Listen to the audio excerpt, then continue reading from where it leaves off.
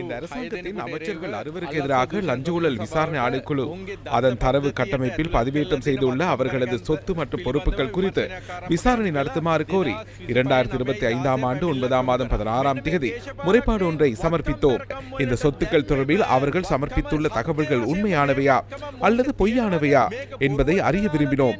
எதிர்காலத்தில் ஏதேனும் திருட்டுக்களை செய்துவிட்டு இவை நாம் ஏற்கனவே அறிவித்துள்ள சொத்துக்கள் என கூறுவதை தடுப்பதற்காகவே முன்னாள் அமைச்சர்கள் 5 மற்றும் ஒரு பிரதி அமைச்சர் ஆகியோருக்கு எதிராக இந்த விசாரணையை கோரியுள்ளோம். பிமல் ரத்நாயக்க, வசந்த சமரசிங்க, குமார ஜெயக்கொடி, சுனில் ஹந்துன்னெத்தி, சுனில் வட்டகில, நலிந்த ஜெயதீஸ் ஆகியோருக்கு எதிராகவே 2023 ஆண்டின் 9ஆம் இலக்க ஊழல் எதிர்ப்பு சட்டத்தின் கீழ் அந்த சொத்துக்கள் எவ்வாறு ஈட்டப்பட்டன மற்றும் அவை உண்மையாகவே அவர்களிடம் உள்ளனவா என்பது குறித்து விசாரணை நடத்துமாறு பணிப்பாளர் நாயகத்திடம் கோரிக்கை விடுத்துள்ளோம். வெளிப்படை தன்மையுடன் குறித்த விசாரணை முன்னெடுப்பதன் மூலம் ஆணைக்குழு தமது நம்பகத்தன்மையை நிரூபிக்க முடியும்.